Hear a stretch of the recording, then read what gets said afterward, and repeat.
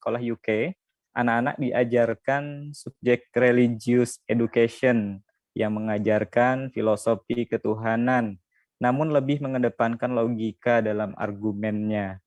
Mohon arahan bagaimana dapat menjaga akidah dan akhlak anak-anak kita menghadapi hal tersebut.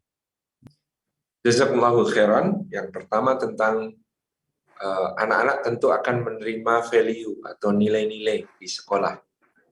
Bahkan menurut saya tidak hanya dalam pelajaran agama atau tadi yang disebut sebagai pelajaran tentang religious subject ya.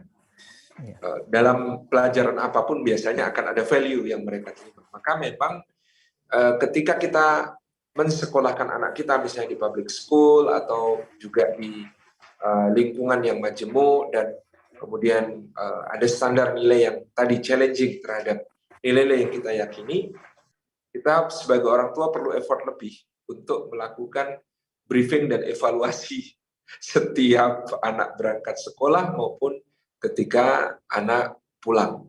Briefing dan evaluasi yang kita maksudkan, ya kita harus selalu kemudian memberikan kepada anak kita satu pemahaman kokoh tentang keimanannya, ya, akidahnya, ya, dan betapa logisnya Islam. Ya, tentu kita sebagai orang tua juga harus belajar dan siap untuk berdiskusi dengan anak.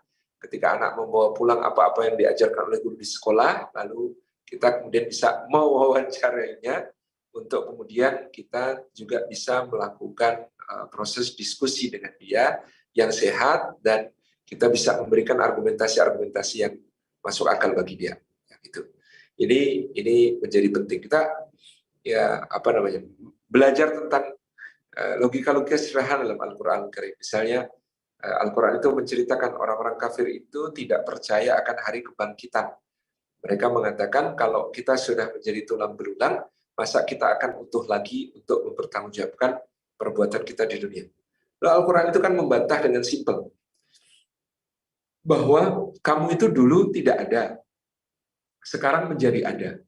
Bukankah lebih sederhana bagi Allah kalau kamu masih ada sisanya tulang belulang itu untuk diadakan kembali gitu ya.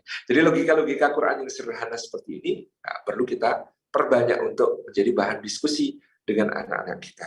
Jadi ada briefing, ada evaluasi terus-menerus gitu ya.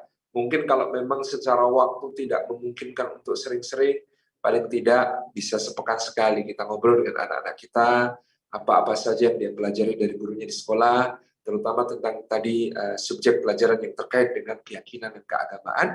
Kita bisa terus-menerus memantau dengan diskusi-diskusi kita dengan anak-anak kita. Tidak ada pilihan lain, tidak ada jalan instan. Memang perlu effort dengan cara memperbanyak diskusi dan berbincang dengan mereka.